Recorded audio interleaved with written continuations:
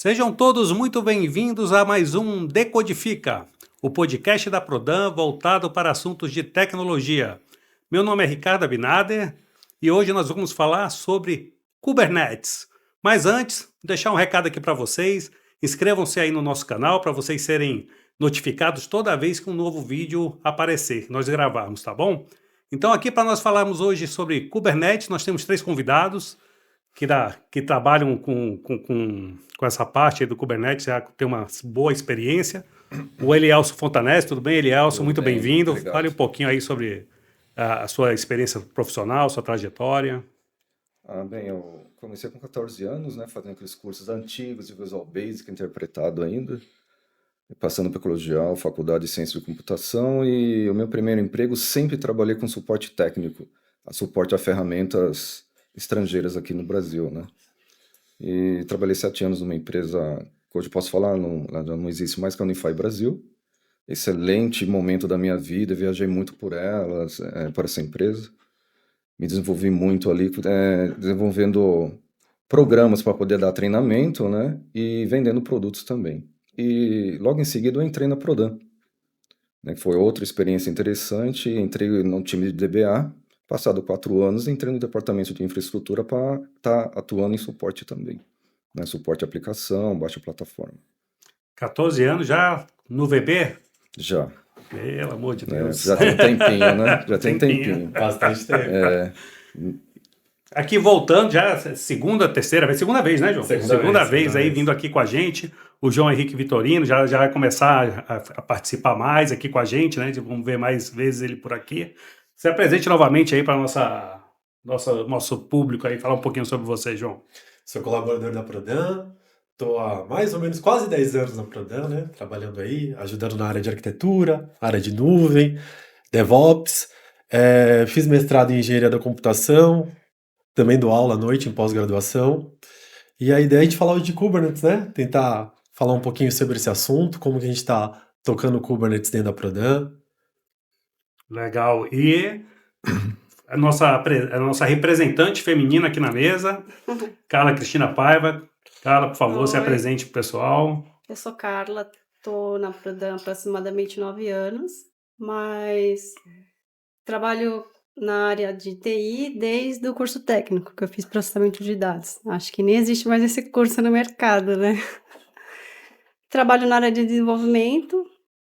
E aqui na Prodan estou nessa parte de análise, desenvolvimento e agora entrando na área de arquitetura, de infra, que é um nicho de mercado que eu gosto.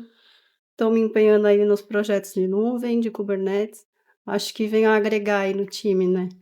Com certeza. Com essa tecnologia nova. Com certeza. Muito obrigado, Carla. Bom, vamos começar aqui, até para o nosso público aí, que tá igual o Zeca Pagodinho, né? Nunca viu, nem comeu, só ouve falar, né? João, o que é o Kubernetes? Bom, vamos tentar explicar aí o que o Kubernetes é e como que ele ajuda a gente no nosso dia a dia. Ele é um serviço de orquestração de containers. Então, a gente precisa entender que quando a gente precisa de um sistema, né? Quando a gente sobe um sistema, pode ser em ambiente em cloud ou não, um sistema ele é composto por várias partes, né? Então, daí vem o termo orquestração. A gente precisa que todas essas partes estejam funcionando, estejam acessíveis, para que a gente consiga que a aplicação como um todo não apresente nenhum tipo de erro, nada do gênero. Então, a palavra orquestração, né, ela vem exatamente nesse sentido, da gente conseguir colocar todas as partes de um sistema funcionando, né, para que a gente consiga oferecer para o usuário a funcionalidade. Legal. E quando a gente fala muito de Kubernetes, a gente acaba falando muito de containers, né?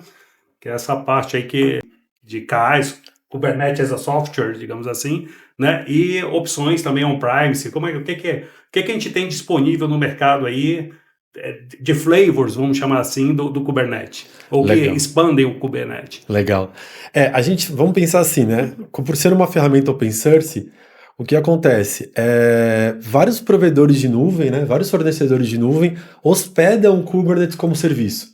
Então a gente tem, por exemplo, o Kubernetes dentro da Azure, a gente tem o Kubernetes dentro da AWS ou do GCP. Além disso, hipoteticamente, se eu quiser rodar esse software dentro do meu ambiente on-premises, né, dentro do data center da minha empresa, a gente tem empresas hoje que oferecem o Kubernetes de uma forma que eu consiga instalar ele e colocar ele no meu ambiente local. Então, essa é uma das belezas do Kubernetes, se a gente for pensar. É eu conseguir rodar um software tanto no ambiente on-premises quanto no ambiente de cloud ao mesmo tempo. Então, eu consigo trabalhar e, eventualmente, se eu precisar fazer uma migração dessa aplicação, eu consigo migrar entre os dois ambientes. E uma coisa importante que você falou, que talvez não esteja claro para todo mundo, né? Que é o que é container, né? Que a gente fala tanto de container e acaba não definindo o que é. Então, a ideia da containerização é a gente entender que todo sistema que a gente implanta, né, que a gente coloca em ambiente para execução, ele precisa de código-fonte, ele precisa de ferramentas, ele precisa de várias coisas para ele poder funcionar. O container ele é como se fosse uma caixinha, uma unidade, onde eu coloco tudo que ele precisa ali dentro.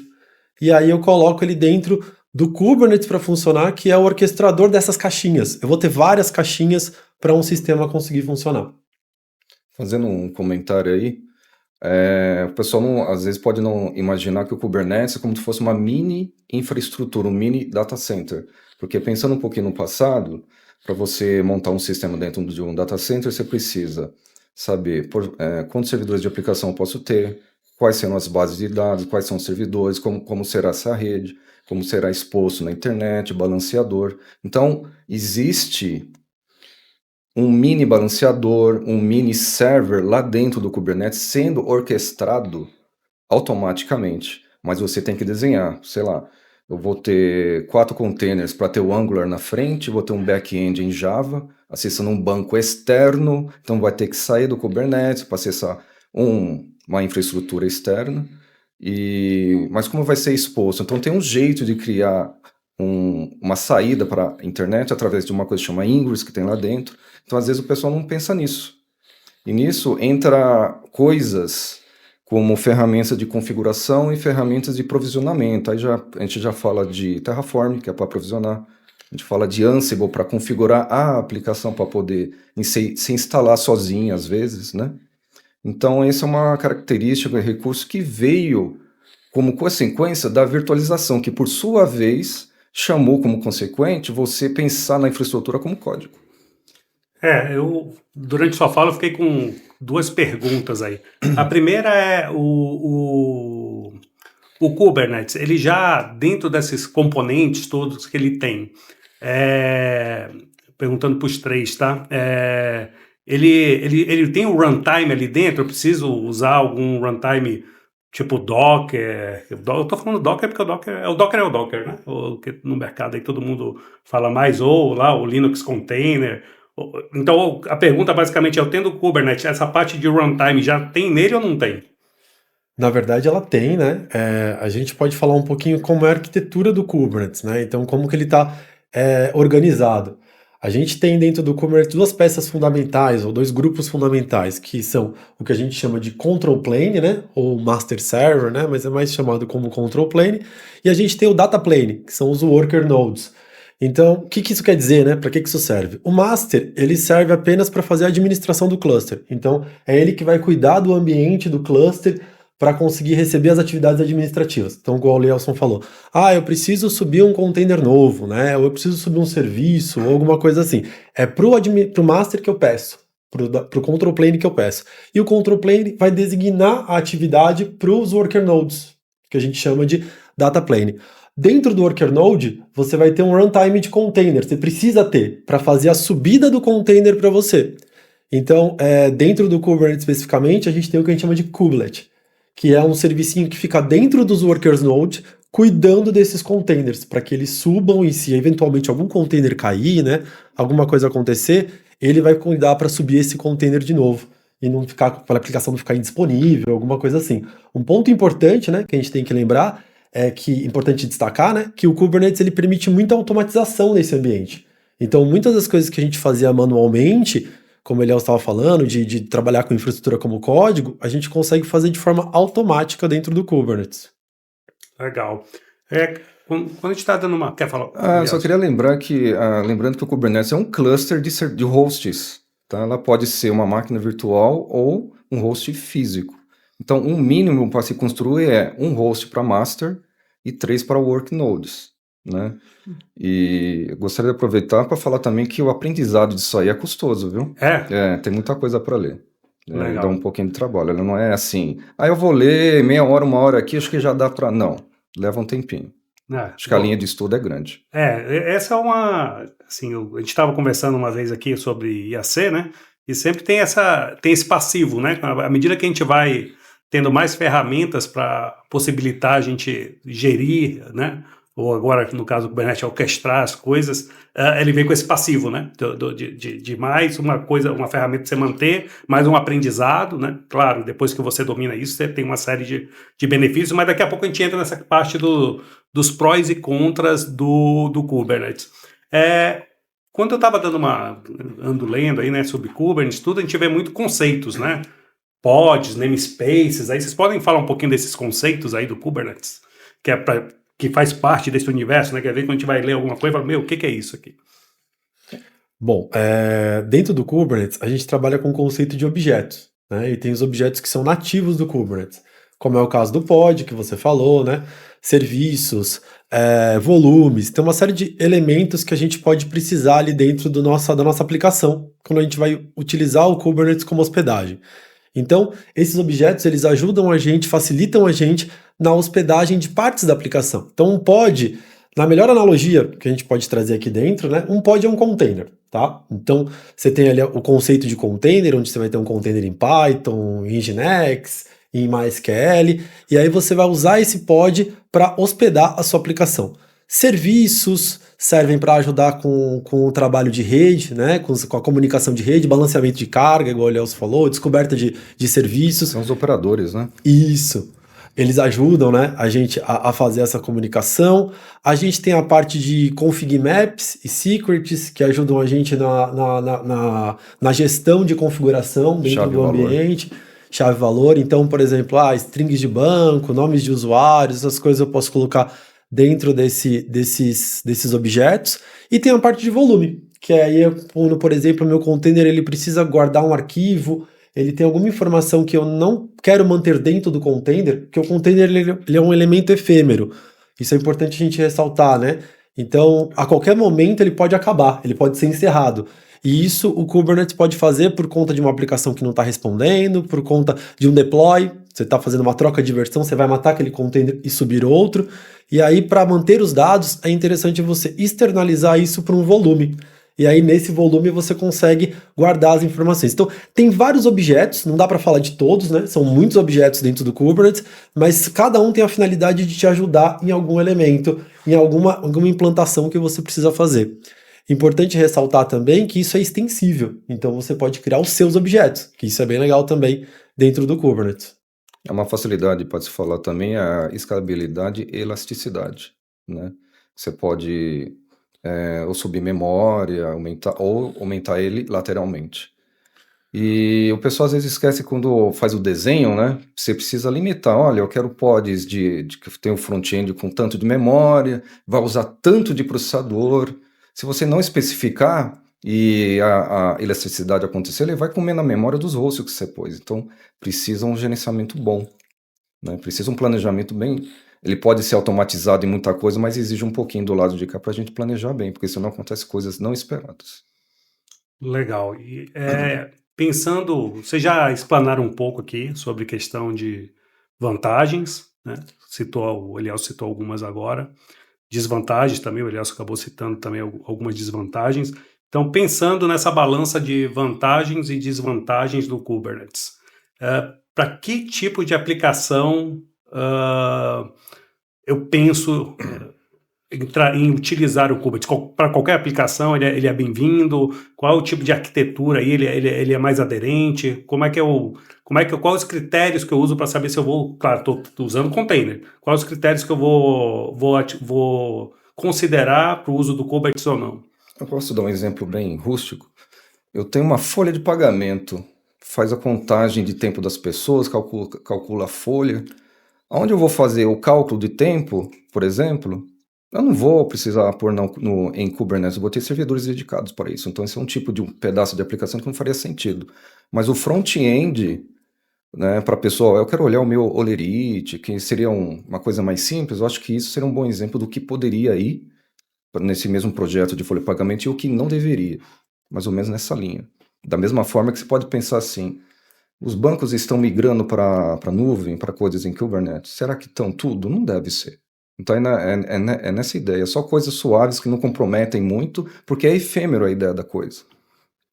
Porque quem costuma estudar vai falar assim, pô, mas que banco de dados que eu vou pôr? Não tem que pôr banco, a não ser que seja efêmero e informações pequenas.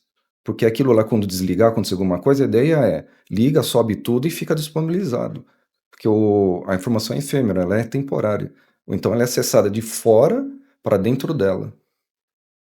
Um ponto interessante do que o Eliel está falando, né, e da sua pergunta também, é a gente entender por que o Kubernetes apareceu, né, por que ele existe.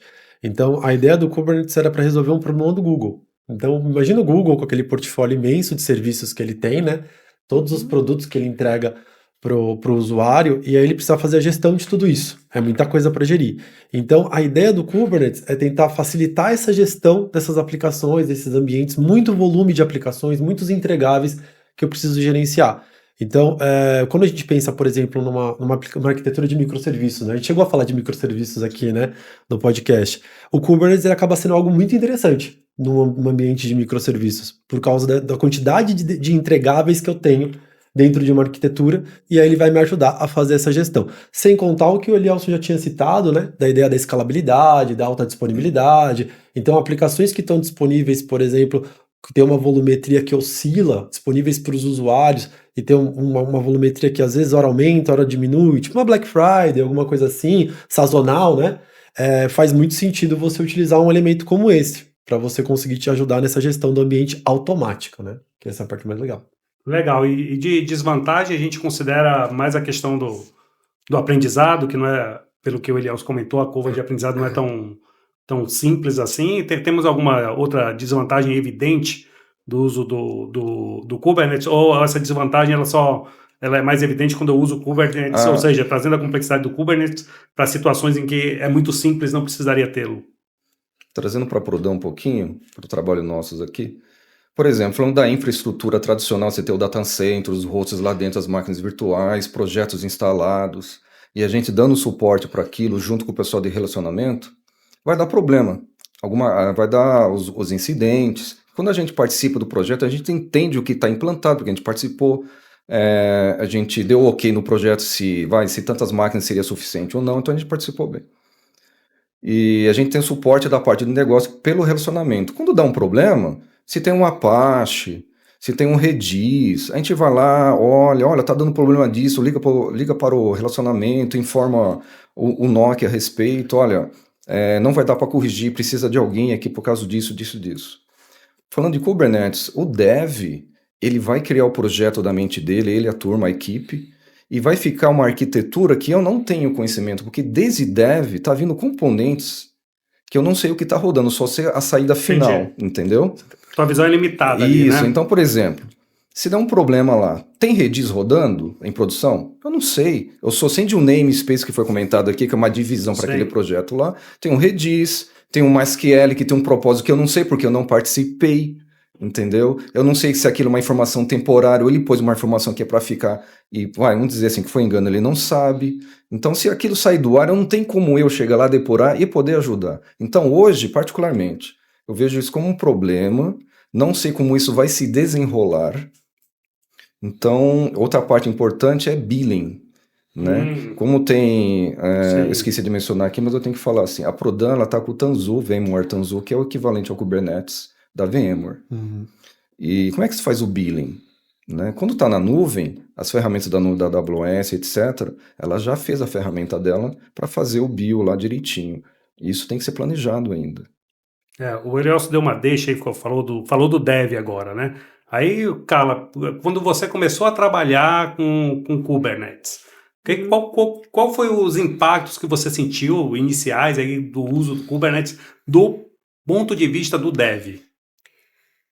Realmente é uma mudança de paradigma, né? Quando você começa a desenvolver só focado no seu código e quando você começa a ver a infraarquitetura como um todo, né? Você pega um pouco da parte de DevOps, que é essa integração entre as áreas de infra, de banco. Então, você entende melhor o lado dele, você planeja melhor sua aplicação, sua arquitetura, para que tenha o menor impacto possível na implantação disso, né? Eu participei de alguns projetos aqui usando o Tanzu, junto com a equipe lá de infra, o Elielson, o Rangel e outras pessoas. E é um aprendizado, né, tanto para a Prodan quanto para a gente. E Tá. a gente está caminhando aí com alguns projetos que já estão rodando nessa arquitetura lá do Tanzu. Eu acho que o próximo passo é a parte da bilhetagem, né, de como cobrar isso do cliente, mas a grande, eh, como que eu posso dizer? O caminho das pedras a gente está conseguindo mapear bem, A gente está sabe? começando, né? É. Verdade. Então eu já tenho um roteiro de por onde começar, quais problemas encontrados, por onde seguir, por onde não seguir. Faz uma aplicação, coloca numa nuvem pública, por exemplo, na Azure, faz uma experimentação. Ah, muito caro, vamos migrar para a nossa nuvem no on-premise. Vamos fazer esse comparativo de valores. Porque vai ficar mais fácil para ofertar isso para o cliente final depois.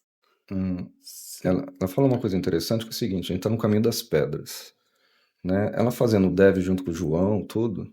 Provavelmente, eu não lembro, né? Mas como é que foi publicado isso aí? Eu acho que foi manualmente a primeira vez, Sim, né? sim, foi Só que manualmente. a gente tem uma ferramenta de CI/CD na empresa. Só que atualmente é uma ferramenta ultrapassada, posso falar o nome, né? Pode, É claro. o Team Foundation Server, que é o Uhum. TFS, né? On-premise.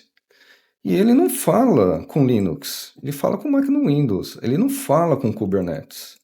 Então, junto com a equipe do João, a gente fez um estudo. Eu falei, o que que a gente vai fazer? Aí eu falei para ele, olha, recentemente, falando de ferramenta de configuração, a gente misturou com o TFS o Ansible, para poder fazer o TFS falar com os Linux e publicar as aplicações em Linux. Com isso, mais a ideia que ele fez lá, a gente bolou um esqueminha através do Ansible no TFS para falar com a AKS na nuvem, para falar com o Tanzu aqui dentro. Então a gente começou a fazer uns primeiros passos para criar as esteiras dentro de um processo mínimo desejável para acontecer. Então são os primeiros passos. Sim. Está funcionando. O TFS manda bem, tadinho. Ele é antigo, mas ele manda bem. E é importante dizer, né, pontuar até o que a Carla falou que é muito importante, quando a gente começa a falar de infraestrutura como código, quando a gente começa a falar de container e de Kubernetes, a gente começa a fazer o time de desenvolvimento trabalhar com ferramentas das quais ele não estava confortável, né, ou não tinha visibilidade até então, né, e acaba fazendo o time de infraestrutura se aproximar mais do desenvolvimento, né. Então, acho que talvez, né, a gente ainda está trilhando isso como o Elielson falou, né, anteriormente. Mas eu acho que talvez a grande resposta para essa pergunta que a gente vai ter, né, de como fazer futuramente, para entender o que está dentro do container, para o desenvolvedor entender o que está dentro do Kubernetes, é a gente aproximar os times. Porque agora a gente tem um cenário perfeito onde dois times estão trabalhando com a mesma ferramenta. Estão trabalhando com Kubernetes, estão trabalhando com container. Então força que os times acabem se conversando mais para poder entender, porque um vai acabar trabalhando com o outro, né? Vai acabar sendo um trabalho a quatro mãos. Diferente do que a gente fazia anteriormente, né? Então, no ambiente virtualizado, eu faço meu pedacinho aqui, eu estou desenvolvendo, né? Então eu estou preocupado o quê? Com o software. E aí eu acredito que alguém, né, vai conseguir fazer isso rodar em ambiente no futuro, né? Então eu entrego e passo meio que o bastão para frente. No Docker, não, como a Carla acabou de falar, né? Com Docker e com Kubernetes, containerização e Kubernetes, eu sou obrigado a pensar no ambiente, né? Eu sou obrigado a pensar em como vai ficar implantado. E aí, por dois times trabalhando com a mesma ferramenta, acho que aproxima mais, né? Consegue fazer a comunicação aumentar. Acho que esse vai ser nosso desafio, Aí né? foi uma coisa fundamental que a Carla falou também, que é o seguinte, ela passou a conhecer coisas de infra. Independente do tempo, eu acho que sempre foi para um pessoal, um profissional de TI, eu vou ser dev, eu vou ser de infra, eu vou trabalhar com segurança. Mas no final da história, cada um tem que saber um pouquinho de dev, tem que saber um pouquinho de infra, tem que saber um pouquinho de segurança, para na hora que a gente for conversar, o negócio flui. E o DevOps dá essa força. Para aqueles que não despertaram para isso, vão passar a perceber, poxa, eu estou vendo umas coisas de infra, que é aqueles termos lá, o que é load balance, que não sei o quê, qual o sentido? Meu, se você saber a lógica disso, ajuda muito na hora de planejar. Porque Então, ela vai programar até diferente, uhum. né? Então você vê a implantação de ferramentas como o Kubernetes como um caminho sem volta. Com certeza. A parte de container já é um caminho sem volta, né? Acho que hoje qualquer sistema tem que já nascer com essa premissa. Porque uma hora eu posso estar usando a Azure, outra hora eu posso estar usando o on-premise ou a AWS. Então, Não tem como voltar atrás. E é bom que a Prodan está ciente disso, né? Ela está investindo. A gente tem Kubernetes em nuvem, a gente tem Kubernetes on-premises, a gente tem possibilidade de rodar Kubernetes em vários ambientes aqui dentro hoje. Qual é o Kubernetes on-premise que a gente está... É o VMware Tanzu. o Tanzu. É, o Tanzu. Legal. Eu conversando com um de vocês, não lembro quem, alguém falou alguma coisa de OpenShift, tá tendo algum estudo, alguma coisa? Vocês podem falar de algum case aí, ou algum outro case, sem ser esse que eu citei, porque eu lembrei de alguma conversa com um de vocês, mas assim, de um aspecto geral, gostaria que vocês falassem sobre cases da Prodan usando Kubernetes ou Kubernetes-like. Eu acho que eu vou puxar o assunto mais para o Tanzu a princípio. Né? Tem, assim, o primeiro case, que eu acho que foi do início ao fim completo, foi o case do João e mais o da Carla sobre os das eleições. Né? Isso, as de eleições. Que nasceu já em nuvem, né? Que já foi testado N vezes, tá show de bola, que é onde nasceu a esteira, com o TFS. Aí, passado um tempo, com o conhecimento disso, houve necessidade de fazer uma migração do nosso barramento, o barramento da Prodan. Né? Ela está numa determinada ferramenta em que se tem o desejo de sair dela por alguns motivos. E então, um amigo da Prodan aqui, o Leandro, né? Ele fez a proposta assim: olha, a gente precisa sair, mas tem mais coisas para fazer, eu não quero pôr lá. Pode ser num Tanzu? Eu falei, vamos seguir. Né? Então, foi aí que eu vi a experiência dele fazer o que eu não via. Ele falou assim: eu tenho um negócio pronto aqui, eu quero implantar em dev, eu preciso de um dev de Tanzu. Você montou um dev em um Tanzu, apresentei o modelo da esteira que a gente fez com o João e a Carla. Olha, a ideia é isso aqui, como é que você fez aí? Me mostra o que você fez aí, como é que você sobe as aplicações manualmente? Né? Dali a gente desenvolveu um pouquinho mais, porque a cada esteira, para cada projeto não é igual, é diferente. A gente adaptou, evoluiu algumas coisas, outras coisas não ficaram boas, e aí assim a gente vai arrumando, que é o caminho das pedras. A gente conseguiu implantar. Aí eu vi assim, olha, vamos chegar em produção? Vamos, vai funcionar isso aí? Vai. Implantado em produção, atendeu muito bem. Eu ia dizer melhor, mas entendeu muito bem, eu fiquei surpreso. E a publicação em um ambiente data center comum, você vai publicar, vai um ASP.NET, um .NET. Leva uns 6 minutos para publicar em 3, 4 servidores e tal. Ali é assim, ó, eu fiquei impressionado. É muito rápido. E a publicação, por exemplo, a gente vai publicar algumas conexões cai, porque você tem 2, 3 pods com 20 conexões cada um, ele vai trocar, ele vai chavear. É muito rápido. Eu achei muito impressionante. As pessoas, aparentemente, naquilo que a gente tem um padrão anterior, a gente não percebeu as pessoas reclamarem. Eu achei uma experiência interessante de ver dev com a gente desenvolvendo o CI/CD, e a gente tendo esse lado de cá, né? Aí teve algumas reclamações, entre aspas, são boas reclamações. Eu quero ver o log da minha aplicação. Mas você não tem acesso no Tanzu, você não vai ver log. Não, mas eu preciso. Eu falei, eu entendo. Eu falei, e agora? Né? Aí a gente fez um estudo lá e tem o login site do VMware, a gente fez um casamento ali, né? Então, falou, você consegue pelo login site. E assim a gente vai melhorando, né? Tem backup pelo Commvault, que é a ferramenta oficial da Prodan, né? E assim a gente vai... mas o deles aí, acho que o mais grave é o billing. Só lembrando também que tem alguns outros projetos corporativos que estão rodando no Tanzu. Sim. Que é o reserva de sala de reunião. Então, o ambiente dele está todo no Tanzu. Inicialmente, ele foi feita a experimentação na nuvem da Azure. Foi a partir dele que a gente conseguiu mensurar os valores e o que era vantajoso manter na Azure ou trazer para on-premise. E esse é um projeto que realmente valeu a pena manter numa rede nossa, né? Por conta dos custos. Eu acho que ninguém sabe que está hospedado lá, todo mundo utiliza e só sente falta quando dá algum problema, né? Graças a Deus. Outro projeto é o do Central de Notificação, que é um produto. Toda a parte de desenvolvimento dele está no Tanzu. E ele tem vários pods, que são vários serviços, né, rodando nele. Tem front-end, tem o serviço do RabbitMQ, tem a parte de e-mail de SMTP, né, que é o Mailhog. Então, você vê que a gente vai criando os projetos e vai colocando vários serviços agregados àquele sistema, né? E a publicação é muito rápida em dev. o que permite corrigir alguns erros rapidamente, e uma publicação em produção e homologação é imperceptível. É muito mais fácil do que o modo tradicional, né, ao meu ver. Não tem que parar, não tem que ter uma janela de espera para alguém fazer a publicação no ambiente, avisar os clientes que vai ficar fora do ar. Então esse é uma das grandes vantagens que eu vejo nisso.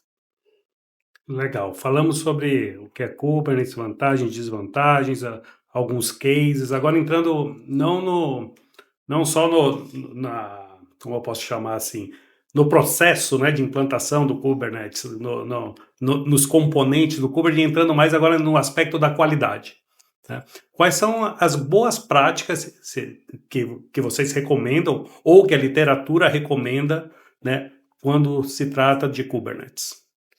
Acho que é interessante a gente lembrar, né, que a gente, para trabalhar com Kubernetes ou para trabalhar com containerização, a gente acaba trabalhando muito com infraestrutura como código.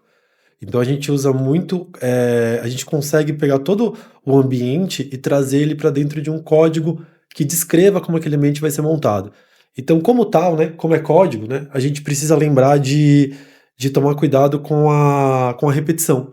Repetição pode ser um problema, né? Então, eu preciso tomar cuidado que eu tenho um ambiente de desenvolvimento, eu tenho um ambiente de homologação, eu tenho um ambiente de produção, e esses ambientes eles podem eventualmente ter características parecidas. Então, tem algumas ferramentas, Abinader, que conseguem ajudar a gente a reduzir um pouco a repetição dentro quando a gente está trabalhando com Kubernetes. É o caso, por exemplo, do Kustomize, que quem me apresentou, inclusive, foi o Elielson.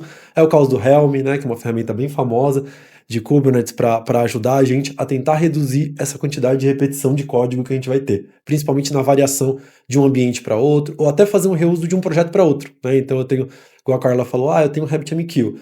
Eu tenho um RabbitMQ que vai ter em vários projetos. Então, como que eu conseguiria fazer para ter esse pod do RabbitMQ já declarado e reutilizar ele em outros projetos?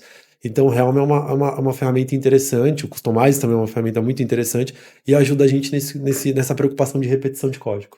Só que cada um faz um pedaço, né? É. Da transformação aí que tem que fazer. Sim.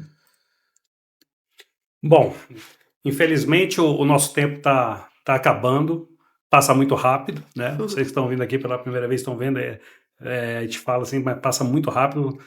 Sempre fica à vontade de explanar um pouquinho mais sobre a tecnologia, mas o tempo urge, né? Então, estamos chegando ao fim de mais um episódio aqui do Decodifica. Eu gostaria de agradecer aqui aos nossos convidados, o João, Carla, o Elielson, agradecer o pessoal aqui da produção, tá? E curtam o vídeo se você gostou, sigam o nosso canal e até a próxima, pessoal. Muito obrigado.